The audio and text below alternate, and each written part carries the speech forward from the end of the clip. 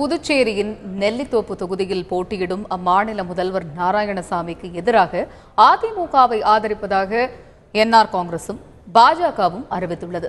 இந்த நிலையில் நாராயணசாமியின் வெற்றி வாய்ப்பை பற்றி அலசுகிறது இந்த செய்தி தொகுப்பு. புதுச்சேரி முதலமைச்சர் நாராயணசாமிக்கு இத்தனை எதிர்ப்பு வலுக்கும் என யாரும் எதிர்பார்த்திருக்க மாட்டார்கள். முதலில் போட்டியிட ஒரு தொகுதி இல்லாமல் தவித்தார். நெல்லித்தோப்பு காங்கிரஸ் எம்எல்ஏ ஜான்குமார் ராஜினாமா செய்து நாராயணசாமிக்கு வழிவிட்டார். நெல்லித்தோப்பில் காங்கிரஸ் துண்டை தோளில் போட்டு பிரச்சாரத்தில் இறங்கிவிட்டார் நாராயணசாமி. அவரை எதிர்த்து அதிமுக சார்பில் அந்த தொகுதியின் முன்னாள் எம்எல்ஏ ஓம் சக்தி சேகர் போட்டியிடுகிறார். நாராயணசாமி வேட்புமனு தாக்கலுக்கு முன்பே அதிமுகவுக்கு ஆதரவாக என்ஆர் காங்கிரஸ் கட்சியும் பாஜகவும் ஆதரவு கொடுத்து காங்கிரஸை கலங்கடித்திருக்கிறது. முன்னாள் முதல்வரும் என்ஆர் கட்சியினுடைய நிறுவனமான மாண்புமிகு எதிர்க்கட்சி சட்டமன்ற உறுப்பினர் அவர்கள் இயக்கத்தின் சார்பாக எங்களுக்கு ஆதரவு அளித்திருக்கின்றார். அவர்களுடைய ஆதரவோடும் பொதுமக்களுடைய ஆதரவோடும் அம்மாவுடைய ஆசீர்வாதத்தும் நான் மிகப்பெரிய வெற்றி பெற்று வெற்றிக்கனிய புரட்சித் தலைவர் அம்மா அவர்களின் பொற்பாதங்களை சமர்ப்பிப்பேன். 2011 புதுச்சேரி சட்டமன்ற தேர்தல் நெருக்கத்தில் ரங்கசாமி துவங்கிய புது கட்சிக்கு அதிமுக ஆதரவு கொடுத்தது. தேர்தல் முடிந்ததும் ஆட்சி அமைக்க தேவையான அளவுக்கு ரங்கசாமியின் என்ஆர் காங்கிரஸ் கட்சி பெரும்பான்மை பெற்றதால் அதிமுக தயவில்லாமலேயே ஆட்சி அமைத்தார். தேர்தலில் கூட்டணி அமைத்து ஆதரவு கொடுத்ததற்காக அதிமுக பொதுச் செயலாளர் ஜெயலலிதாவை மரியாதை நிமித்தமாக கூட அவர் சந்திக்கவில்லை.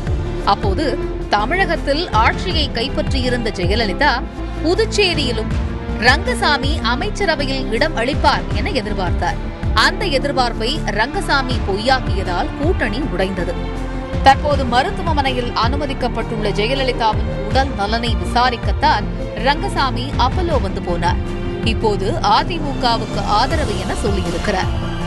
ஏற்கனவே 2014 நாடாளுமன்ற தேர்தலில் பாஜக ஆதரவோடு களமிறங்கிய என்ஆர் காங்கிரஸ் கட்சி புதுச்சேரி தொகுதியில் ராதாகிருஷ்ணனை வேட்பாளராக நிறுத்தி வெற்றி பெற்றது. பின்னர் அதிமுகவை போலவே பாஜகவையும் ரங்கசாமி கண்டுகொள்ளவில்லை. இதுபோன்ற சூழ்நிலையில் நாராயணசாமிக்கு எதிரான அதிமுக வேட்பாளரை ரங்கசாமியின் என்ஆர் காங்கிரஸ் ஆதரிக்கிறது. பாஜகவும் அதிமுகவை ஆதரிக்கிறது. ஏற்கனவே பாமகவும் தனது வேட்பாளரை அறிவிக்க ஆயத்தமாகிவிட்டு போட்டியில் இருந்து விலகியதோடு நாராயணசாமியை தோற்கடிப்பதே லட்சியம் என அறிவித்துவிட்டது. இப்போது திமுக, விடுதலை சிறுத்தைகள் ஆகிய 2 கட்சிகளின் துணையோடு மட்டுமே போட்டியிடும் நாராயணசாமிக்கு இந்த தொகுதியை விட்டுக் கொடுத்த ஜான்குமார் தான் பலம் என்கிறார்கள் நெல்லித்தோப்பை நன்கு அறிந்தவர்கள். காரணம், ஜான்குமாருக்கு தொகுதியில் இருக்கும் செல்வாக்கை குறைத்து மதிப்பிடக்கூடாது.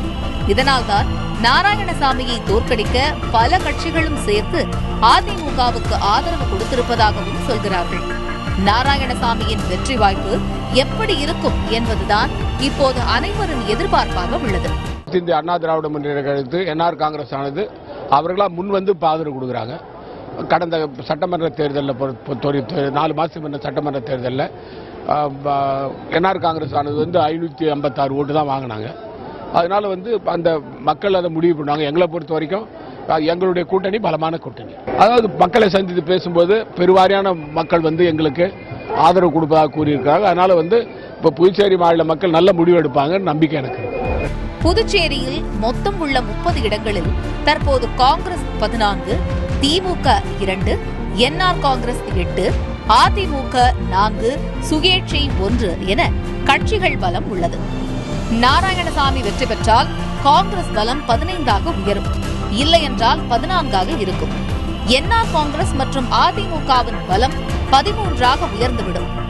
ஏறக்குறைய சமபலமாகும் பட்சத்தில் அந்த மாநிலத்தில் அரசியல் பரபரப்பு தொற்றிக்கொள்ளும். ஆட்சி கவிழ்ப்பு, கட்சி தாவல் போன்றவை அந்த மாநிலத்துக்கு புதிதல்ல என்கின்றனர் அரசியல் நோக்கர்கள்.